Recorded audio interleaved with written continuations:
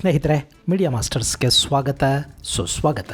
ಗೆಳೆಯರೆ, ಅಣ್ಣಾಮಲೈ ಬಿಜೆಪಿಗೆ ಶಾಕ್ ಕೊಡ್ತಾ ಇದ್ದಾರಾ? ಅವರು ಕಮಲ ಪಕ್ಷವನ್ನು ಬಿಟ್ಟು ತಮಿಳುನಾಡಲ್ಲಿ ಹೊಸ ಪಕ್ಷವನ್ನು ಕಟ್ಕೊಳ್ತಾರ? ತಮಿಳುನಾಡು ರಾಜಕೀಯದಲ್ಲಿ ದೆಹಲಿ ಪಕ್ಷಗಳಿಗೆ ಅವಕಾಶ ಇಲ್ಲ ಅನ್ನೋದನ್ನ ಅರ್ಥ ಮಾಡಿಕೊಂಡ ಅಣ್ಣಾಮಲೈ ಈಗ ದ್ರಾವಿಡ ಪಾಲಿಟಿಕ್ಸ್ ಅನ್ನೇ ಮತ್ತೆ ಶುರು ಮಾಡ್ತಾರ.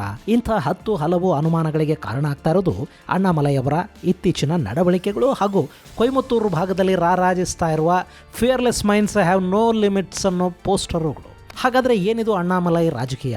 ಅವರು ಬಿಜೆಪಿಯನ್ನು ಬಿಟ್ಟು ಮತ್ತೊಂದು ಪಕ್ಷ ಕಟ್ಟಿದ್ರೆ ಅವರನ್ನು ತಮಿಳುನಾಡಿನ ಜನ ಈಗ ನಂಬುತ್ತಾರಾ? ಬಿಜೆಪಿ ಹೊರೆ ಇಳಿಸಿ ಸ್ವತಂತ್ರವಾಗಿ ರಾಜಕಾರಣ ಮಾಡೋದಕ್ಕೆ ಅಣ್ಣಾಮಲೈಗೆ ಸಾಧ್ಯ ಆಗುತ್ತಾ, ಅಥವಾ ಬಿಜೆಪಿನೇ ಅಣ್ಣಾಮಲೈ ಅವರನ್ನ ಶಾಡೋ ಪಾಲಿಟಿಕ್ಸ್ಗೆ ಕಳುಹಿಸಿಕೊಡ್ತಾ ಇದೆಯಾ? ಏನು ಮಾಡೋದಕ್ಕೆ ಹೋಗ್ತಾ ಇದ್ದಾರೆ ಸಿಂಗಮಲೈ? ಬನ್ನಿ ನೋಡೋಣ.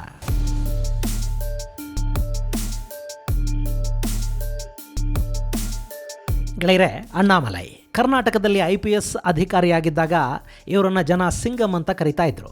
ಸಿಂಗಮ್ ಮತ್ತು ಮಲೈ ಎರಡನ್ನು ಸೇರಿಸಿನೇ ನಾನಿಲ್ಲ ಅವರನ್ನ ಸಿಂಗಮಲೈ ಅಂತ ಕರೆದಿದ್ದು. ಅಣ್ಣಾಮಲೈ ಚಿಕ್ಕಮಗಳೂರು ಹಾಗೂ ಬೆಂಗಳೂರು ದಕ್ಷಿಣದಲ್ಲಿ ಪೊಲೀಸ್ ವರಿಷ್ಠಾಧಿಕಾರಿಯಾಗಿದ್ದಾಗ ತಗೊಂಡ ಒಂದಷ್ಟು ನಿರ್ಧಾರಗಳು ಲ್ಯಾಂಡ್ ಮಾರ್ಕ್ ಅನ್ನಿಸ್ಕೊಂಡ್ವು. ಅಫ್ಕೋರ್ಸ್ ಕರ್ನಾಟಕದಲ್ಲಿ ಸ್ವಲ್ಪ ದಿಟ್ಟತನ ಇಟ್ಕೊಂಡು ಜನರ ಜೊತೆ ಸೌಜನ್ಯದಿಂದ ವರ್ತಿಸ್ತಾ ರೌಡಿ ಎಲಿಮೆಂಟ್ಗಳನ್ನು ಮಟ್ಟ ಹಾಕ್ತಾ ಮೀಡಿಯಾಗಳನ್ನು ಎಷ್ಟು ಬೇಕೋ ಅಷ್ಟೇ ಹತ್ರ ಬಿಟ್ಕೊಂಡ್ರೆ ಎಲ್ಲರೂ ಸಿಂಗಮ್ಗಳೇ ಆಗಿ ಹೋಗ್ತಾರೆ. ಆದರೆ ಅಣ್ಣಾಮಲೈ ವಿಶೇಷ ಏನು ಅಂದರೆ, ಅವರು ಎಲ್ಲೂ ಹೆಸರು ಕೆಡಿಸ್ಕೊಳ್ಳೋದಕ್ಕೆ ಹೋಗಲಿಲ್ಲ, ಕೊಳೆ ಮೆತ್ಕೊಳ್ಳಲಿಲ್ಲ. ಅಣ್ಣಾಮಲೈಗೆ ನಾನು ಕಾಸು ಕೊಟ್ಟೆ ಅಂತ ಅವ್ರ ಹಿಂದೆ ಕೂಡ ಯಾರಿಗೂ ಮಾತಾಡೋದಕ್ಕೆ ಅವಕಾಶ ಕೊಡಲಿಲ್ಲ. ಹೀಗಾಗಿ ಇಲಾಖೆಯಲ್ಲಿ ಕೂಡ ಅವರ ಗೌರವಕ್ಕೆ ಕುಂದುಂಟಾಗಲಿಲ್ಲ. ಇವೆಲ್ಲ ಅವರ ವ್ಯಕ್ತಿತ್ವಕ್ಕೊಂದಷ್ಟು ಮೆರುಗನ್ನು ಕೊಟ್ಟವು. ಆದರೆ ಅದು ಏನಾಯ್ತೋ ಏನೋ, ಇದ್ದಕ್ಕಿದ್ದಂತೆ ಅಣ್ಣಾಮಲೈ IPSಗೆ ರಾಜೀನಾಮೆ ಕೊಟ್ಟರು, ಸೀದಾ ತಮಿಳುನಾಡಿಗೆ ಹೋದರು. ನಾನು ಕೃಷಿ ಮಾಡ್ತೀನಿ ಅಂದರು. ಆದರೆ ಅದು ರಾಜಕೀಯ ಕೃಷಿ ಅಂತ ಸಾಕಷ್ಟು ಜನರಿಗೆ ಅವತ್ತೇ ಗೊತ್ತಿತ್ತು. ಕಡೆಗೆ 2021 ಚುನಾವಣೆ ಹೊತ್ತಿಗೆ ಬಿಜೆಪಿ ಸೇರಿದ ಅಣ್ಣಾಮಲೈ ಆ ಚುನಾವಣೆಯಲ್ಲಿ ಸ್ಪರ್ಧಿಸಿ ಸೋಲನ್ನು ಕೂಡ ಅನುಭವಿಸಿದರು. ಆ ಬಳಿಕ ಅವರನ್ನ ತಮಿಳುನಾಡು ರಾಜ್ಯ ಬಿಜೆಪಿ ಘಟಕದ ಅಧ್ಯಕ್ಷರನ್ನಾಗಿ ಮಾಡಲಾಯಿತು. ಅಲ್ಲೂ ಸಿಕ್ಕಾಪಟ್ಟೆ ಕೆಲಸ ಮಾಡಿದ್ರು. ಸ್ಟಾಲಿನ್ ಸರ್ಕಾರ ಮತ್ತು ಕುಟುಂಬದ ಭ್ರಷ್ಟಾಚಾರವನ್ನು ಹೊರಹಾಕಿದ್ರು. ತಮಿಳುನಾಡಲ್ಲಿ ಆಡಳಿತಾರೂಢರ ವಿರೋಧ ಕಟ್ಕೊಂಡು ಅವರನ್ನ ತೀರಾ ಎದುರು ಹಾಕೊಂಡು ರಾಜಕಾರಣ ಮಾಡುವುದು ಸುಲಭದ ಕೆಲಸ ಅಲ್ಲ. ಅದರಲ್ಲೂ ಯಾವ ರಾಜಕೀಯ ಹಿನ್ನೆಲೆಯೂ ಇಲ್ಲದ ಯುವ ನಾಯಕನೊಬ್ಬ ಅದನ್ನೆಲ್ಲ ಮಾಡುವುದು ತುಂಬಾನೇ ಕಷ್ಟ. ಅಂಥವ್ರನ್ನ ತಮಿಳುನಾಡಿನ ಆಡಳಿತಾರೂಢ ಪಕ್ಷಗಳು ಹೊಸಕ್ಕೆ ಹಾಕತ್ವೆ. ಆದರೆ ಅಣ್ಣಾಮಲೈನ ಏನಾದರೂ ಮಾಡಬೇಕು ಅಂದರೆ ಅಂಥ ಯಾವ ಬಲಹೀನತೆ ಅಥವಾ ಅವಕಾಶವನ್ನು ಅವರು ಶತ್ರುಗಳಿಗೆ ಬಿಟ್ಟುಕೊಡ್ಲಿಲ್ಲ. ಅಣ್ಣಾಮಲೈ ದ್ರಾವಿಡ ನಾಡಲ್ಲಿ ಬಿಜೆಪಿಯ ಕಮಲ ಅರಳಿಸಿ ಬಿಡ್ತಾರೆ ಅನ್ನೋ ಆಸೆ ಕೂಡ ಕೆಲವರಲ್ಲಿ ಮೂಡ್ತಾ ಇತ್ತು. ಆದರೆ 2024 ಲೋಕಸಭಾ ಚುನಾವಣೆಯಲ್ಲಿ AIADMKಯ ಸಖ್ಯ ಕೂಡ ನಮಗೆ ಬೇಡ, ನಾವು ಬರೀ ಬಿಜೆಪಿಯಾಗಿ ಚುನಾವಣೆ ಎದುರಿಸೋಣ ಅಂತ ಅಣ್ಣಾಮಲೈ ಸಲಹೆ ಕೊಟ್ಟರು. ಬಿಜೆಪಿ ಹೈಕಮಾಂಡ್ ಕೂಡ ಓಕೆ ಅಂತು. ಆದರೆ ಅಲ್ಲಿ ಬಿಜೆಪಿ ಒಂದೇ ಒಂದು ಸೀಟ್ ಗೆಲ್ಲೋದಕ್ಕಾಗಲಿಲ್ಲ. ಹಾಗಂತ ಪ್ರದರ್ಶನ ಕಳಪೆ ಕೂಡ ಆಗಿರಲಿಲ್ಲ. ಒಟ್ಟು ವೋಟ್ ಶೇರಲ್ಲಿ ಬಿಜೆಪಿ 11% ಗಳಿಸೋ ಮೂಲಕ ಅಭೂತಪೂರ್ವ ಅನ್ನೋ ಸಾಧನೆಯನ್ನು ಮಾಡ್ತು. ಆದರೆ ಖುದ್ದು ಅಣ್ಣಾಮಲೈ ಚುನಾವಣೆಯಲ್ಲಿ ಸೋತರು. ಇನ್ನು 2026 ಅಸೆಂಬ್ಲಿ ಎಲೆಕ್ಷನ್ ಹೊತ್ತಿಗೆ ಬಿಜೆಪಿ AIADMK ಜೊತೆ ಸಖ್ಯ ಬೆಳೆಸಬೇಕಾಯಿತು. ಅಷ್ಟೊತ್ತಿಗೆ ಅಣ್ಣಾಮಲೈ AIADMK ನಾಯಕರ ಮೇಲೆ ಸಾಕಷ್ಟು ಆರೋಪಗಳನ್ನು ಮಾಡಿದ್ರು. ಹೀಗಾಗಿ ಅವರಿದ್ದೂ ಮೈತ್ರಿ ಸಾಧ್ಯ ಇಲ್ಲ ಅನ್ನೋ ಪರಿಸ್ಥಿತಿ ಅಲ್ಲಿ ಕಾಣಿಸ್ಕೊಳ್ತು. ಸೊ ಬಿಜೆಪಿ ತಮಿಳುನಾಡು ಅಧ್ಯಕ್ಷ ಸ್ಥಾನಕ್ಕೆ ನಯನಾರ್ ನಾಗೇಂದ್ರ ಅವರನ್ನು ಕೂಡಿಸಿ ಈ ಸಿಂಗಮಲೈಯನ್ನು ರಾಷ್ಟ್ರೀಯ ಕಾರ್ಯದರ್ಶಿಯನ್ನಾಗಿ ಮಾಡ್ತು.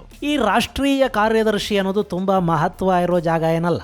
ನಮ್ಮ CT ರವಿ ಕೂಡ ರಾಷ್ಟ್ರೀಯ ಕಾರ್ಯದರ್ಶಿ ಆಗಿದ್ರು ಅಂತ ನಿಮಗೆ ಅನ್ನಿಸಬಹುದು. ಆದರೆ ಅಣ್ಣಾಮಲೈ CT ರವಿ ಅಲ್ಲ. ಅವರಿಗೆ ಭಾಷೆ ಮೇಲೆ, ದೇಶದ ಇತಿಹಾಸ, ಸಂಸ್ಕೃತಿ ಮುಂತಾದ ವಿಷಯಗಳ ಮೇಲೆ ತುಂಬಾನೇ ಹಿಡಿತಾ ಇದೆ. ಹೀಗಾಗಿ ರಾಷ್ಟ್ರ ಮಟ್ಟದಲ್ಲಿ ಮಿಂಚೋದಕ್ಕೆ, ರಾಷ್ಟ್ರೀಯ ನಾಯಕರಾಗಿ ಬೆಳೆಯೋದಕ್ಕೆ ಅವರಿಗೆ ಅವಕಾಶ ಇತ್ತು. ಆದರೂ ಅಣ್ಣಾಮಲೈ ನಿಧಾನವಾಗಿ ಬಿಜೆಪಿಯಿಂದ ಅಂತರವನ್ನು ಕಾಪಾಡ್ಕೊಳ್ತಾ ಹೋದರು. ತಮಿಳುನಾಡಿನ ಚುನಾವಣೆಗಳು ಮುಗಿದ್ವು. ಅಲ್ಲಿ ಅಣ್ಣಾಮಲೈ DMK ವಿರುದ್ಧ ಬಿತ್ತಿದ್ದ ಬೀಜಗಳು ಕೆಲಸನೂ ಮಾಡಿದ್ವು. ಅದರ ಲಾಭ ಬಿಜೆಪಿಗಾಗಲಿಲ್ಲ. ಆದರೆ TVK ಜಯಭೇರಿಯನ್ನು ಬಾರಿಸ್ತು. ಅಲ್ಲಿನ ಜನ DMK AIADMK ಎರಡನ್ನೂ ತಿರಸ್ಕರಿಸಿದ್ರು. ಈ ಫಲಿತಾಂಶ ಈಗ ಅಣ್ಣಾಮಲೈ ಅವರಲ್ಲಿ ಹೊಸ ಪ್ರಯತ್ನಕ್ಕೆ ಹುರುಪು ತುಂಬುತ್ತಾ ಇದ್ರೆ, ಹೊಸ ಐಡಿಯಾಗಳಲ್ಲಿ ಚಿಗುರು ಹಾಗೆ ಮಾಡಿದ್ರೆ ಆಶ್ಚರ್ಯ ಪಡಬೇಕಿಲ್ಲ. ಹಾಗಂತ ಅಣ್ಣಾಮಲೈ ಹೊಸ ರಾಜಕೀಯ ಪಕ್ಷವನ್ನೇ ಕಟ್ಟಿಬಿಡ್ತಾರ? ಬಿಜೆಪಿ ಆ ಯುವ ನಾಯಕನನ್ನ ಅರ್ಥ ಮಾಡ್ಕೊಳ್ಳೋದ್ರಲ್ಲಿ ಸೋತ್ ಹೋಯ್ತಾ? ಅಲ್ಲಿ ಮೂಳೆ ಮೆತ್ತಗಾದ, ರಕ್ತ ತಣ್ಣಗಾದ, ಸುಕ್ಕು ಚರ್ಮದ ಬಿಜೆಪಿಯ ನಾಯಕರಿಗೆ ಈ ಯುವ ನಾಯಕನನ್ನ ಭರಿಸೋದು ಕಷ್ಟ ಆಯ್ತಾ? DMK ಮತ್ತು AIADMK ಅನ್ನೋ ಹಳಸಲು ಸರಕನ್ನ ದೂರ ಇಟ್ಟು ಹೊಸ ಐಡಿಯಾಗಳ ಜೊತೆ ಜನರ ಮುಂದೆ ಹೋಗಬೇಕು, ಜನರ ವಿಶ್ವಾಸವನ್ನ ಗಳಿಸಬೇಕು ಅನ್ನೋ ಅಣ್ಣಾಮಲೈ ಐಡಿಯಾಗೆ ಪಕ್ಷನೇ ಬ್ರೇಕ್ ಹಾಕ್ತಾ. ಪಶ್ಚಿಮ ಬಂಗಾಳದಲ್ಲಿ 10 ವರ್ಷ ಕಾದು ಅಧಿಕಾರಕ್ಕೆ ಬಂದ ಬಿಜೆಪಿಗೆ ಪಶ್ಚಿಮ ಬಂಗಾಳವನ್ನು ಚಾಲೆಂಜ್ ಆಗಿ ತಗೊಂಡ ಅಮಿತ್ ಶಾಗೆ ಅದೇ ಫಾರ್ಮುಲಾನ ತಮಿಳುನಾಡಲ್ಲಿ ಮಾಡೋದಕ್ಕೆ ಯಾಕೆ ಸಾಧ್ಯ ಆಗಲಿಲ್ಲ? ಏನಾಯ್ತು ಅಣ್ಣಾಮಲೈ ಹಾಗೂ ಬಿಜೆಪಿ ನಡುವೆ?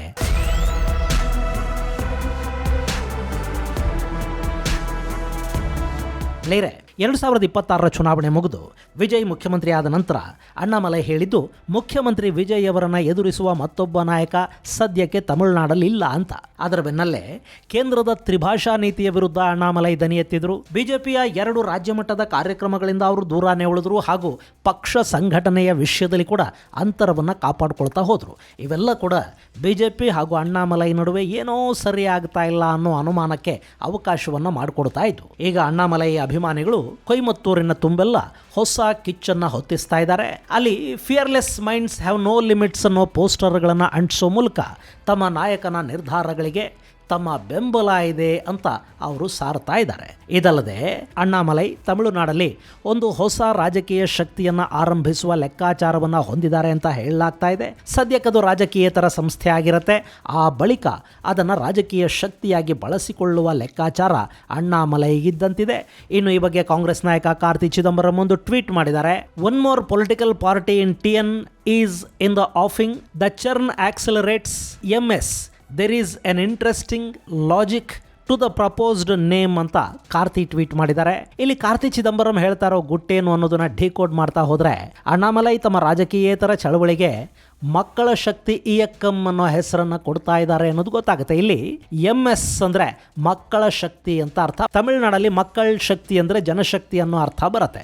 ಸೊ ಅಣ್ಣಾಮಲೈ ರಾಜಕೀಯದಿಂದ ಹೊರಬಂದು ಒಂದು ಸಂಘಟನೆಯನ್ನು ಕಟ್ತಾರೋ ಅಥವಾ ಈಗಲೇ ಪಕ್ಷವನ್ನು ಕಟ್ಟಿ ಇನ್ನು 5 ವರ್ಷಗಳ ಕಾಲ ವಿಜಯ್ ಸರ್ಕಾರದ ವಿರುದ್ಧ ಹೋರಾಟವನ್ನು ಮಾಡ್ತಾ ವಿಜಯ್ಗೆ ಪರ್ಯಾಯ ಶಕ್ತಿಯಾಗಿ ಎದ್ದು ನಿಲ್ತಾರಾ ಅನ್ನೋದನ್ನು ಕಾದು ನೋಡಬೇಕು. ಇನ್ನು 2 ದಿನಗಳಲ್ಲಿ ಆ ಬಗ್ಗೆ ಮಾತಾಡೋಣ ಅಂತ ಅಣ್ಣಾಮಲೈ ಕೂಡ ಹೇಳಿದ್ದಾರೆ. ಬಹುಶಃ ಜೂನ್ 3 ನಂತರ ಒಂದು ಚಿತ್ರಣ ಸಿಗಬಹುದು. ಇನ್ನು ಇಲ್ಲಿ ಈ ಮಾಹಿತಿಗಳನ್ನು ವರದಿಗಳನ್ನು ಬಿಜೆಪಿಯ ಘಟಕ ಒಪ್ಪುತ್ತಾ ಇಲ್ಲ. ಅಣ್ಣಾಮಲೈ ಬಿಜೆಪಿಯನ್ನು ಸೇರಿದ್ದೇ ಪ್ರಧಾನಿ ಮೋದಿ ಅವರಿಂದ ಉತ್ತೇಜಿತರಾಗಿ. ಹೀಗಿರುವಾಗ ಅವರು ಪಕ್ಷವನ್ನು ಬಿಡೋ ಮಾತೇ ಇಲ್ಲ. ಮುಂದೆ ಅಣ್ಣಾಮಲೈಗೆ ಪಕ್ಷದಲ್ಲಿ ಬೇರೆ ಬೇರೆ ಸ್ಥಾನಗಳನ್ನು ಕೊಡೋ ಸಾಧ್ಯತೆ ಇದೆ. ಅವರನ್ನು ದೆಹಲಿಗೆ ಕರೆಸ್ಕೊಳ್ಳೋ ಚಾನ್ಸ್ ಇದೆ.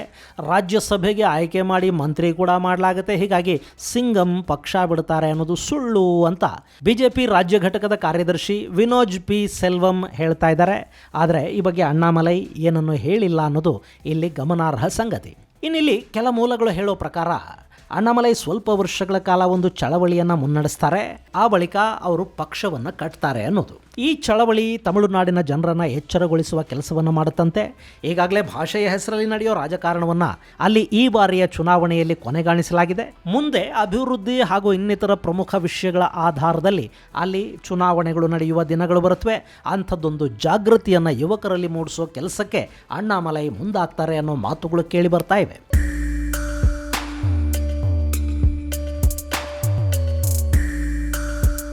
ಇನ್ನು ಅಣ್ಣಾಮಲೈ ಬಿಜೆಪಿನ ಬಿಟ್ಟರೆ ಅಲ್ಲಿ ಬಿಜೆಪಿಗೆ ದೊಡ್ಡ ಹೊಡೆತ ಬೀಳುತ್ತಾ? ಖಂಡಿತ ಬೀಳುತ್ತೆ. ಯಾಕೆಂದರೆ ಅಣ್ಣಾಮಲೈ ಬರೋವರೆಗೆ ತಮಿಳುನಾಡಿನ ಬಿಜೆಪಿಯಲ್ಲಿದ್ದವರು AIADMK ಹಾಗೂ DMKಗಳ ಜೊತೆ ಅಡ್ಜಸ್ಟ್ಮೆಂಟ್ ರಾಜಕೀಯವನ್ನು ಮಾಡ್ತಾ ಇದ್ರು. ಆದರೆ ಅಣ್ಣಾಮಲೈ ಬಂದ ನಂತರ ಅಲ್ಲಿನ ಒಂದಷ್ಟು ಯುವಕರ ಕಣ್ಣಿಗೆ ಬಿಜೆಪಿ ಅನ್ನೋದು ತಮಿಳುನಾಡಲ್ಲೊಂದು ಸ್ವತಂತ್ರ ಪಕ್ಷವಾಗಿ ಭರವಸೆಯ ಥರ ಕಾಣಿಸಿತ್ತು.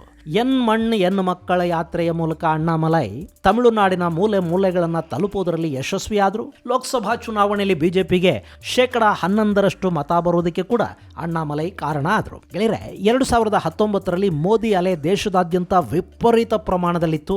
ಆಗ ಬಿಜೆಪಿ ತಮಿಳುನಾಡಲ್ಲಿ AIADMK ಜೊತೆ ಮೈತ್ರಿಲಿತ್ತು. ಆದರೂ ಅವರಿಗೆ ಅಲ್ಲಿ ಸಿಕ್ಕಿದ್ದು 3.58% ಮತಗಳು. ಇನ್ನು ಸ್ವತಂತ್ರವಾಗಿ ಸ್ಪರ್ಧೆ ಮಾಡಿದ 2024 ಚುನಾವಣೆಯಲ್ಲಿ ಬಿಜೆಪಿ 11.24% ಮತಗಳನ್ನು ಪಡ್ಕೊಳ್ತು. 2026 ಅಸೆಂಬ್ಲಿ ಎಲೆಕ್ಷನ್ನಲ್ಲಿ ಮತ್ತೆ ಮೈತ್ರಿ. ಆಗ ಬಿಜೆಪಿ ಗಳಿಸಿದ್ದು ಬರೀ 2.97% ಮತಗಳನ್ನು ಮಾತ್ರ. ಸೊ ಈಗ ಅಣ್ಣಾಮಲೈ ಪಕ್ಷದಿಂದ ಹೊರ ಹೋದ್ರೆ ಬಿಜೆಪಿಗೆ ಒಂದಷ್ಟು ನಷ್ಟ ಉಂಟಾಗುತ್ತೆ ಅನ್ನೋದು ಸುಳ್ಳಲ್ಲ.